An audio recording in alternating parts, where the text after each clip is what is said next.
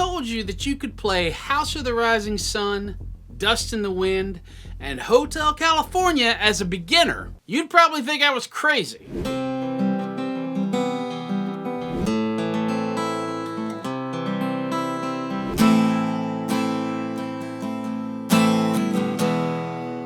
The truth is, these songs sound a lot harder than they actually are. Today, I'm going to show you why. Hey gang, Chaz here from Chevin's Music. One of the biggest mistakes beginner guitar players makes is deciding a song is way too hard before even trying it. Sometimes it's the reputation, sometimes it's the intro, sometimes it's because we heard somebody else play it really well. But here's the thing, some of the most famous guitar songs ever written are actually much more approachable than people realize. Today I'm counting down 3 songs that sound incredibly difficult, but are surprisingly beginner friendly. Let's get into it.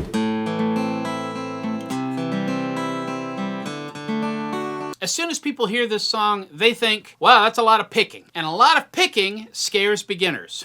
But here's the good news. The chords themselves are all common open chords. We got an A minor. Then we move one finger out to a C chord. Now we're going to go to a D chord, first finger off, and we just take these all the way up. First finger on that 2nd fret G. And then instead of an F chord, I like to make an F major 7 over C. It looks like stairs. 3, 2, 1 on the D, G, and B strings. Then back to an A minor. We did that before. And then down to an E. We take this entire shape and just move it down a string. And then move it back. Even if you don't play every note like the original, just strumming these chords sounds fantastic.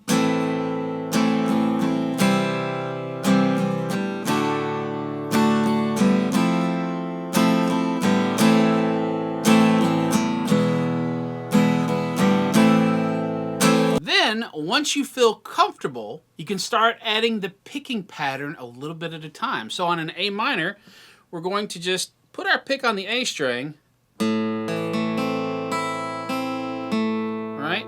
So I like to think of it as down and then kind of like a triplet. Da da da, triplet. Boom, ba ba ba, and then down, down, down on the E, B, G. Same thing on that C chord. Now on the D chord, we got to do something a little bit different. So we're going to play the bass note twice. So everything works out, you know, timing wise. So then we're going to do an F major 7 over C. Same thing here. Twice on the bass note there too. And then when we go back to the A minor, we're going to go back to our original picking pattern.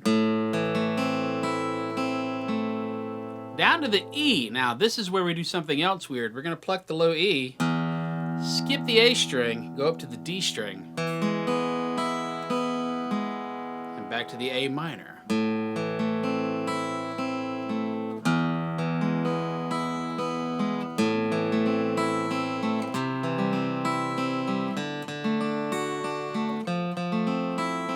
One of the reasons I love teaching this song is because it introduces sweep picking without overwhelming you. Instead of learning an impossible pattern, you simply learn one small little picking pattern at a time.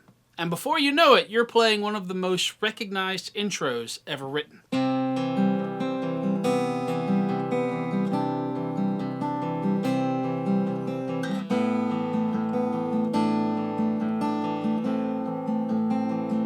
Now this one surprises almost everybody. People hear this song and immediately think, there's absolutely no way I can play that. But the secret isn't speed, it's repetition. The picking pattern of the right hand repeats over and over. Once your fingers understand the motion, you're just repeating the same idea through different chords. Let's have a look at those chords first. What you're going to do is play a C chord. Regular old C chord. Next chord is going to be a C major 7. You just lift off your first finger. The chord after that is a C add 9. We're going to add our pinky to that 3rd fret B. And then back to a good old C chord. The next set of chords are based on an A2 chord.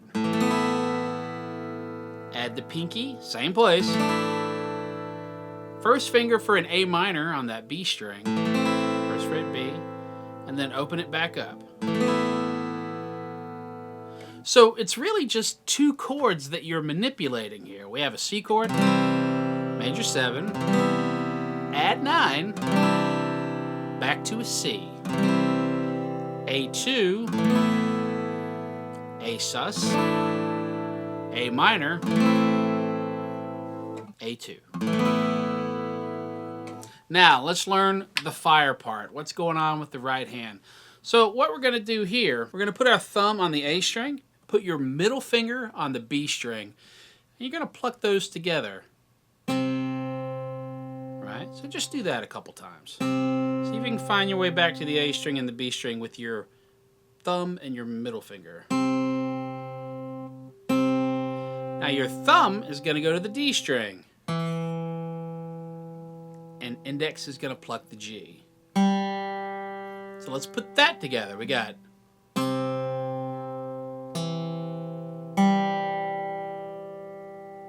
the next part, my thumb's going to go back to the bass note, which is the A string. And I'm going to pluck my M again, but this time separately, so we're not plucking them together. And then we do the thumb on the D string again and the G string with our index. So here we go. D, index, bass, middle, thumb on the D string, index on the G.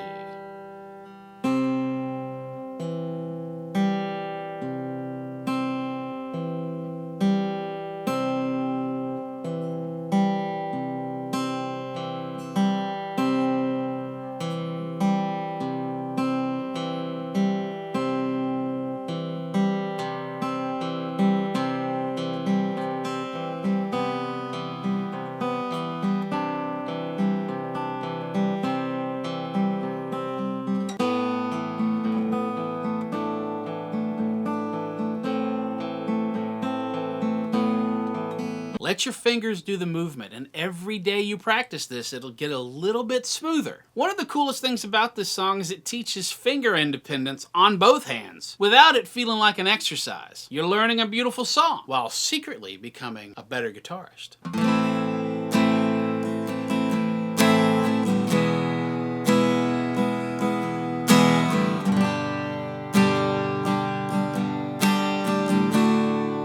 Now, before the comments explode, no, I'm not talking about playing the crazy solo. I'm talking about learning the rhythm guitar part to Hotel California. And honestly, it's much easier than what most people would expect. To match the recording, you would need to add a capo to the 2nd fret. The original key is B minor, but I want to use A minor shapes because that takes out all the bar chords. To match the recording and play it like I'm playing it, add that capo to the 2nd fret.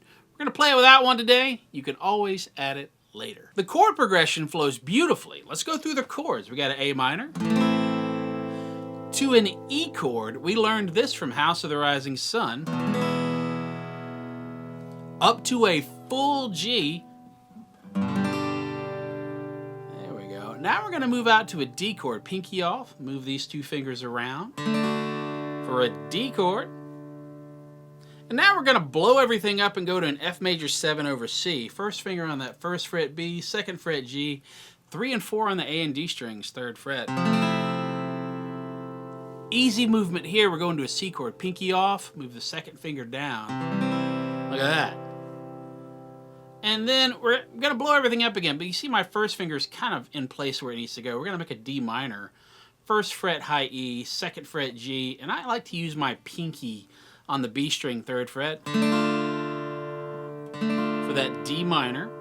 And then again, lastly, we're going to blow everything up and go to an E sus. I like to use fingers 2, 3, and 4, right, on the A, D, and G strings.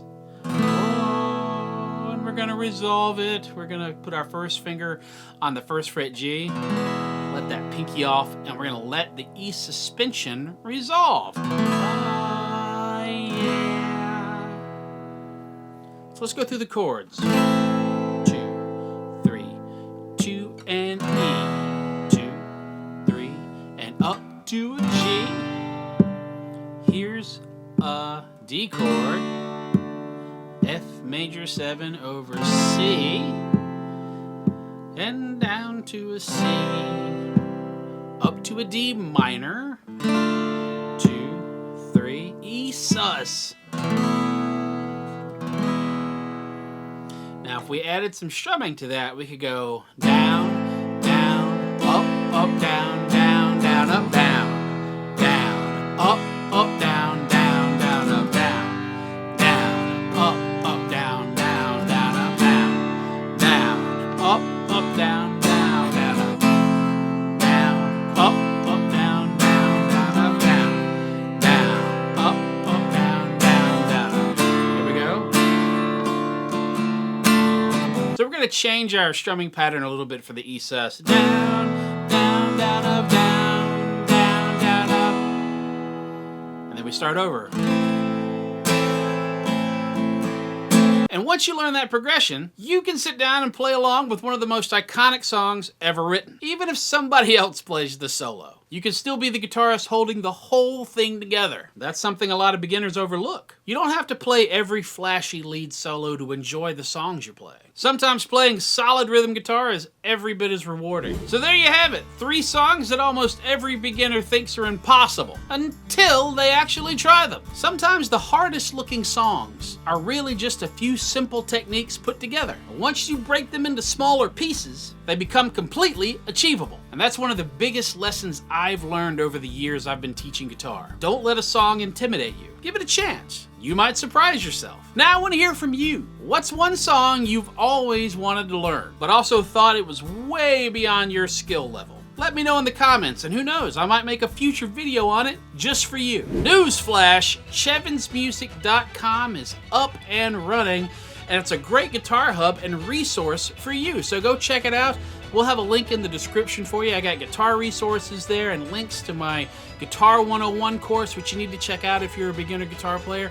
So go check out chevensmusic.com. If you enjoyed this video, don't forget to hit the like button and subscribe to the channel. We have new guitar content coming at you every single day. I'll see you at the next one, and keep on picking.